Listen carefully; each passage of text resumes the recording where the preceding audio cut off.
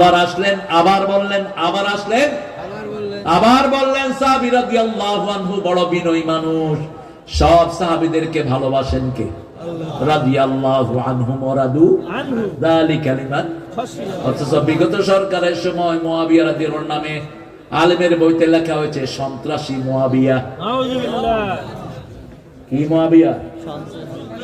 জিহ্বা টেনে ছিঁড়ে ফেলবো শয়তান।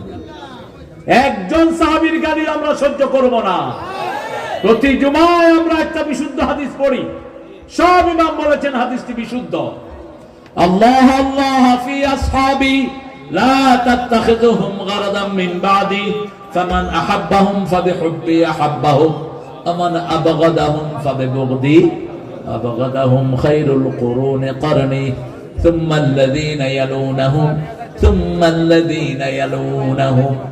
রাসূল বলছেন, আল্লাহর কসম করে বলছি, যারা সাহাবীদেরকে নিন্দার পাত্র বানানা, আমার ঘৃণা তাদের জন্য থাকবে। যারা সাহাবীদেরকে ভালোবাসবা, আমার ভালোবাসা তাদের জন্য থাকবে।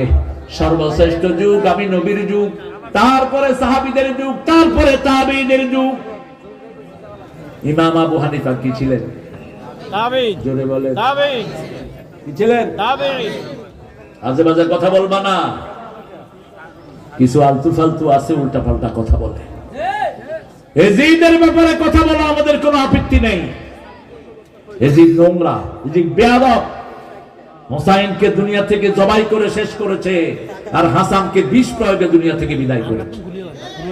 কিন্তু একজন সাহাবীর ব্যাপারে কথা বলবা, জিহ্বা টেনে ছিঁড়ে ফেলবো। ঠিক না ঠিক? সাহাবীদের মর্যাদা সবার সবার। আল্লাহ সাহাবীদের আমলের সমান চেষ্টা করার তৌফিক আমাদেরকে দান করেন। আরো জোরে বলি আমিন। রুকু করব কার মতো? রাসূলের মতো। কার মতো? রুকু করতেন পিঠটা এরকম সোজা রাখতেন, এরকম সোজা, নিচের দিকে ভাঙা উপরে। একজন কেউ হাঁটুর নিচে ধরে, আপনি রুকু জানে না। মসজিদ গুলোতে দেখতেন নামাজের কি হালত। ছোট বাচ্চাদেরকে নামাজ শিক্ষা দিবেন, এই তোরা কোনারে যাস, থাক, যাক যাক। ওদের বাড়ি হয়তো অনেক দূরে, আপনারা এত দূর উঠেছেন কেন এত দেরিতে? আমাকে এই যুবক ছেলেগুলো, এরা আমাদের প্রেরণা, এরা কাজ চায়, এরাই বৈষম্য বিরোধী আন্দোলনের লিডার, ঠিক কিনা? এরা প্রেরণা নিয়েছে বদরের দুই সাহাবী থেকে, মুআজ আর মুআওয়াজ। মুআজের বয়স ছিল 11, মুআওয়াজের বয়স 13। এই দুই ভাই আবু জাহিলকে খতম করেছে।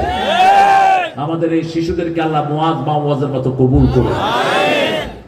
এদেরকে, এরা কাজ নাই, স্কুলে যায়, কোনো কাজ নাই, পড়া নাই, শোনা নাই, কি করবে এরা? দেখেন, একটা মাহফিল দিলে যুবকরা বেশি না কম?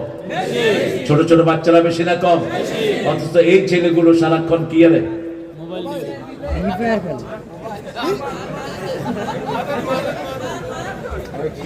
এখন 2 ঘন্টা 3 ঘন্টা দেখেন কোরআনের বাগানে বসে আছে। এরা কর্মসূচি চায়, এদেরকে শেষ করেছে বিগত বিয়াদব সরকার। কোন লেখা নাই, কিচ্ছু নাই, পড়া নাই। আল্লাহ আমাদের এই ছেলেদেরকে আপনি সব কোরআনের প্রেমিক বানায় দেন। আপনারা বাবারা আপনার ছেলেদেরকে পাইকারি হারে কোরআনের মাদ্রাসায় দিয়ে দেন। আমাদের ছেলেদের মতো প্রেমী ছেলে দুনিয়ার কোন দেশে নাই। বিগত 20 বছর সারা পৃথিবীতে শ্রেষ্ঠ হচ্ছে কোন দেশ? কোন দেশ? কম্পিউটারে পৃথিবীতে ফার্স্ট কোন দেশ? এই বাংলাদেশের ছেলেরা, প্রথম লোক ট্যালেন্টেড এরা। এদের হাতে কোরআন ধরিয়ে দেন, সারা পৃথিবীকে এরা বদলায় দেবে। বাবারা তোমরা কোরআন পড়বা, গণহারে মুখস্থ করো কোরআন। কোরআনের চেয়ে শ্রেষ্ঠ কোন কিতাব পড়েই দেখো কি মজা তোমরা পাও। আল্লাহ রাব্বুল আলামিন বলছেন, আল্লাহকে সাজিদুন, রুকু করো, সিজদা করো কাকে? আল হাফিজুনা লিহুদুদিল্লাহ ওয়া বাশশিরিল মুমিনিন। আল্লাহর হুদুদকে হেফাজত করো।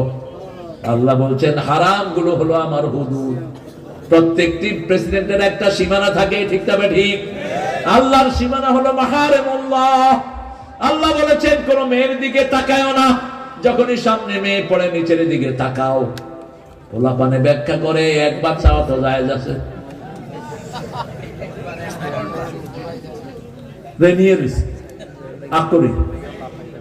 না বাবারা সামনে পড়লেই নিচের দিকে তাকাও। আউযু বিল্লাহি মিনাশ তাহলে তোমার অন্তরটাকে কালিমা থেকে মুক্ত করে দিবেন কে?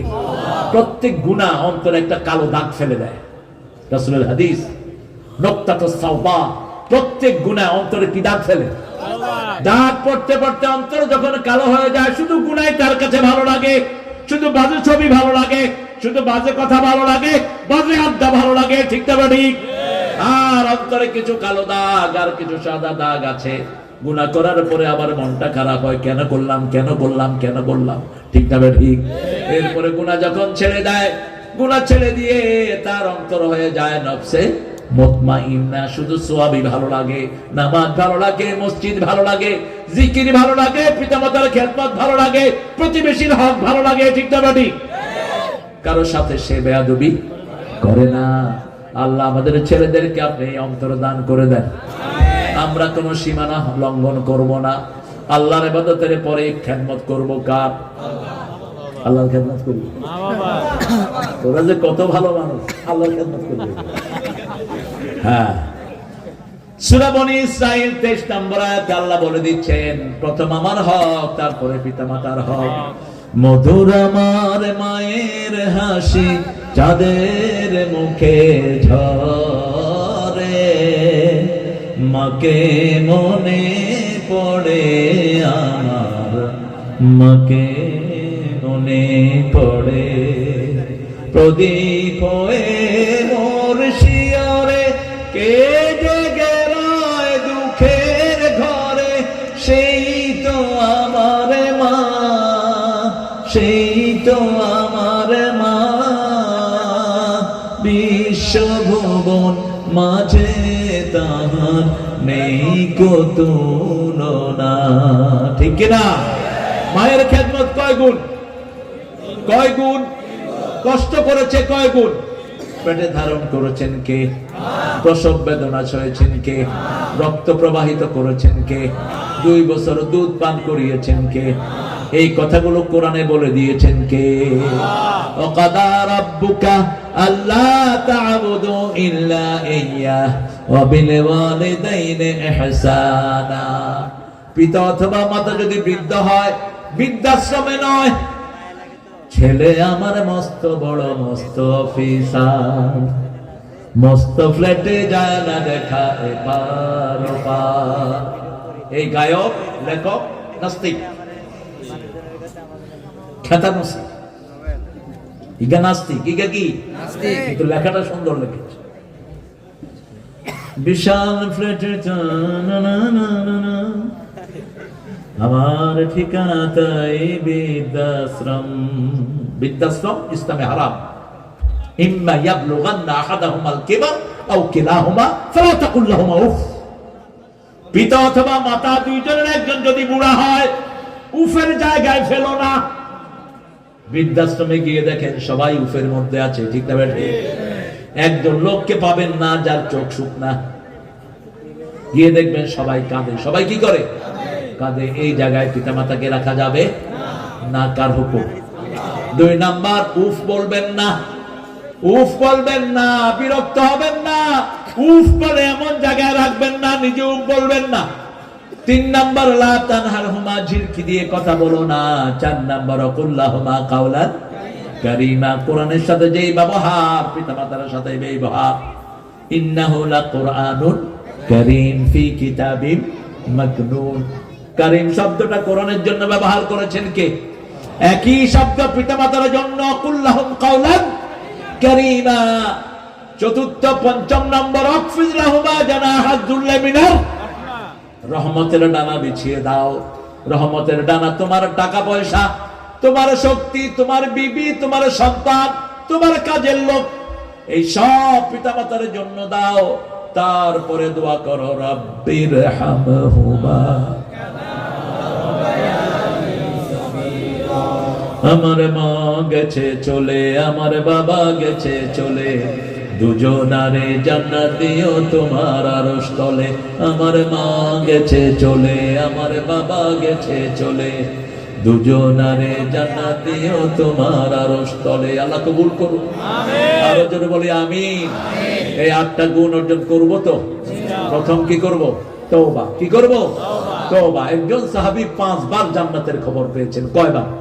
5 বার। ইবনে ওমর ওনার ঘরে গিয়ে 3 দিন ছিলেন, কোনো বিশেষ আমল তিনি দেখলেন না।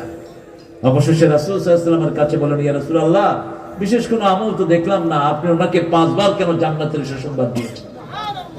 রাসূল সাল্লাল্লাহু আলাইহি ওয়াসাল্লাম বলছেন, আমার এই সাহাবী প্রতিদিন রাতে ঘুমানোর সময় সবাইকে মাফ করে দেয়, সবাইকে মাফ করে দেয়, আমরাও মাফ করে দেব।